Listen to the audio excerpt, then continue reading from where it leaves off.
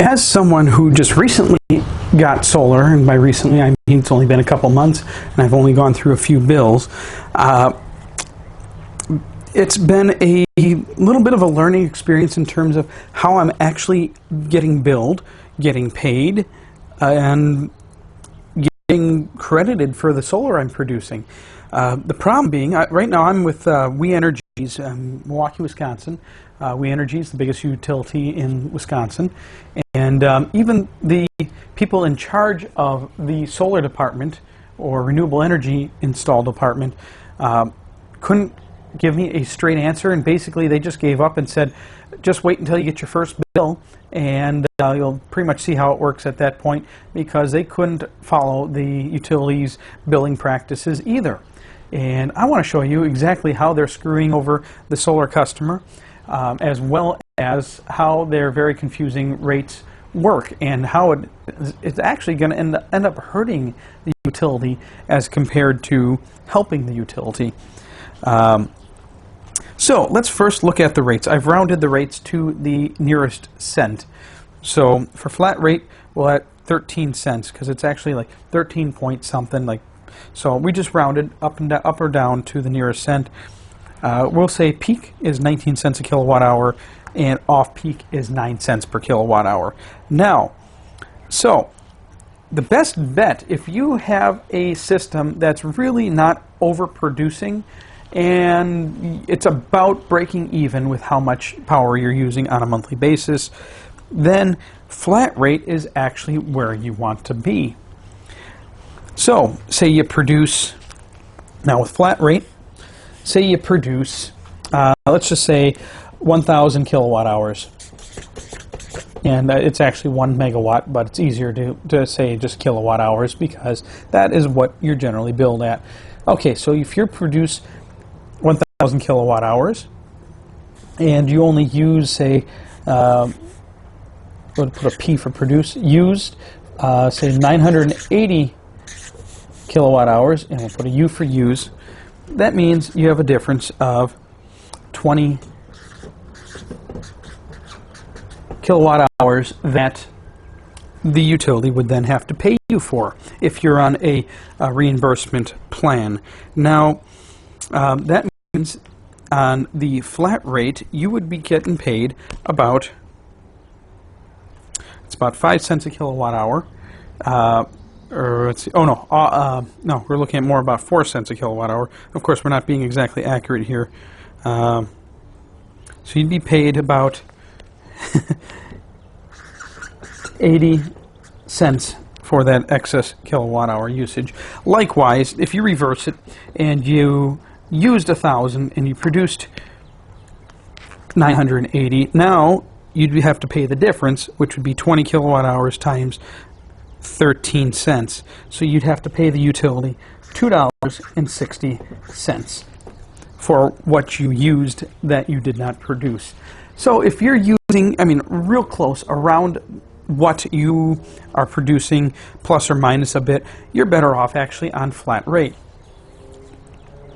If you're using nowhere near what you're producing, you're better off on a time of service. And let's switch over to time of service here, or time of use. So you have now peak and off-peak usage. Now, where this comes in beneficial is you are going to get paid more. Now, when is your solar generally producing more? That's right, during the daytime. At least here, daytime production is about 5 cents a kilowatt hour. And off-peak production, so peak here is considered 7 a.m. to 7 p.m. weekdays, which is where the highest demand usage is for the utility. Off-peak, nights, weekends, 7 p.m. to 7 a.m. instead of 7 a.m. So basically, think of it like your cell phone. Whenever your cell phone's got free, unlimited minutes for free, of course, all the plans pretty much have unlimited nowadays. It's a similar concept. And off-peak, you're getting paid about 4 cents a kilowatt hour. So, likewise, if you're not using anywhere near, you're going to be getting paid more for your overproduction. Now here comes a little bit of a problem that is where nobody could answer my question. They finally just said, just wait until you get your bill.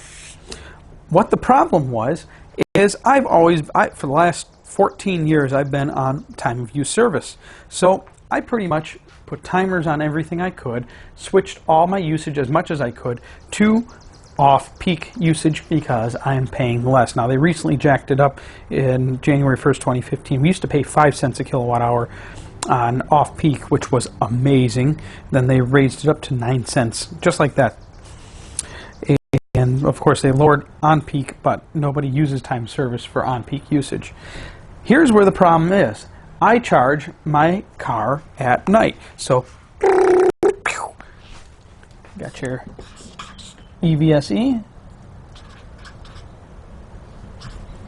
yeah, whatever it is, and my car is plugged in at night.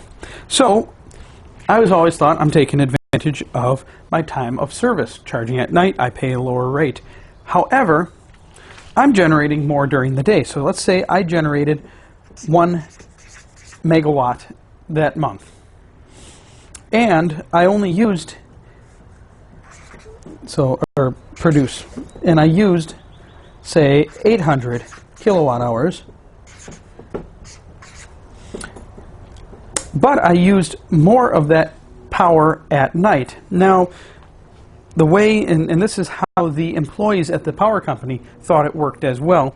They thought, first, all my usage is subtracted from my production. So it would be minus 800, which would mean I would have 200 kilowatt hour overproduction. Now, this isn't quite accurate in terms of what I'm actually producing, but I'm trying to keep it simple in terms of explaining it to you all. So technically, I would have had 200 kilowatt hour of overproduction, which is great, right? You're thinking, okay, I have overproduction. Since I'm generating it during the day, I would get the daytime day rate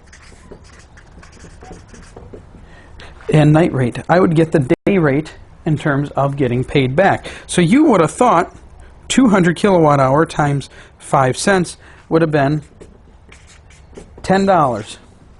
Wrong. Very wrong. And this is where I could not get the straight damn answer. What they were actually doing was subtracting out. Now, I am generating some solar off-peak, because you got weekends, so you got Saturday and Sunday, which is off-peak, so I'm generating at the 4 cents a kilowatt hour. Now, not all my usage was daytime power, but now let's give, for an example, a not particularly sunny day, or sunny month, so more like a winter month. So say now, out of that 1,000 kilowatt hours, or 1 megawatt, I generated, say, 700 during daytime. I should use different words. 700 during the day, and 300 kilowatt hour and at night. Okay, great. But out of that 800 that I used, say, 500 at night. And I used 300 during the day. Okay, so 7, 6, 5, 4 for those that have a problem counting. So that means 400. I had overproduction of 400 kilowatt hour during the daytime, but I had a negative production for night or off-peak. So I had a negative balance of kilowatts of 200 at night. You're thinking, well, they should have just subtracted everything from the daytime, right? Wrong. Very, very wrong. Instead, what they then did is they paid me the daytime rate for what I overproduced on the daytime. So we're at 400 overproduction times 5 cents.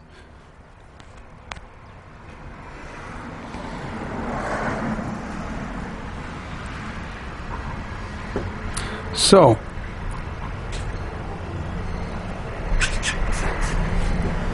that would have been $20. Bear with me here. Yes, it looks like I made more money, but that's incorrect. Now, I used 200 kilowatt at night, and that was not part of the nighttime production. So now I must pay. So I'm paying 9 cents a kilowatt. So we got 200 kilowatt hours times 9 cents. $18 I just paid. So they credited me $20, but I paid 18. So $20 that they credited me because I overproduced minus the 18 I had to pay because I overused meant I still owed them, or actually they only owed me $2.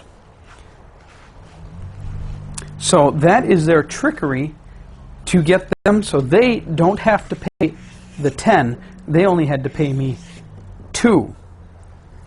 What does this basically mean? This means that what incentive do I have to use the utility's overproduction at night? I have no incentive whatsoever anymore. I'm actually better off charging my car at 80 amps during the daytime, filling her up during peak hours, and then just using my power whenever I feel like it. In fact, it would cost me less to use the utility's peak power because I'm producing more solar during peak times. Now, the only time now this would actually not work out in your favor would be if you had such a giant system. Now, I have a 5.9 kilowatt hour system, or kilowatt system. Now, if I had the utility's maximum of a 20 kilowatt system, then I'd be producing enough on the off-peak just from the weekends where I'd be able to erase my off-peak usage altogether. This is also where something like a Tesla Powerwall will come in extremely handy. Because, say I had one Powerwall, which is a 14 kilowatt hour capacity Powerwall, it'll charge up during peak times. So yeah, I wouldn't technically be producing as much during peak, but I would be able to use that on the off-peak. And of course, it would only take what I used, or what I need from the Powerwall. So I would be able to subtract, now say, just for ease of mathematics here, all right, so I used 500 on the off-peak, so 30 days times 14 kilowatt hours would mean 400. The Powerwall in 30 days would be able to supply me with up to 420 kilowatt hour of off-peak power. And once you add that to what you actually did produce on Saturday and Sunday, you'd actually come out really ahead of the game. And it's not something that would pay off right away, but over time it would. And then you would be working out, it'd really be working out great. Now, if you pair a Powerwall along with a 20 kilowatt or whatever such massive overproduction, you can continue to use your off-peak and then just reap as many benefits of on-peak generation and payback, the 5 cents. Now, when they changed our rates, our time of service rates in 2015, they also changed the whole payback schedule. It used to be whenever you generated it, that's what you got paid, whatever the going rate was. So if you generated it on peak TOS, you used to be able to get paid the 19 cents. If you generated it off peak, you got paid 9 cents, which was great. It basically just negatived everything out. So that is pretty much how the utility is working around, because it knows very few people are going to put a massive system on their roofs. And a lot of people just don't have the roof space to put enough to fill up and really overproduce. So instead, they're reaping the benefits of being able to pay out $2 instead of $10, just as a mathematical example. As we move into summer, we'll see how it works. Tesla also owes me a Powerwall 2 from a referral program. I don't know if I have 1, 2, or 3 coming anymore. The whole referral program's completely messed up. They have no management of it, no proper management of it whatsoever. They're over 2 years behind in getting out referral prizes. So once that shows up, they're saying hopefully this summer we'll be able to see what kind of difference it will make. But I hope this helped explain to you just a little bit different ways of going about it. And obviously you can switch from peak, time of service to flat rate and back and forth, so on and so on. It's time for me to go. If you have questions, post below, and I'll try to answer them and do update in future video.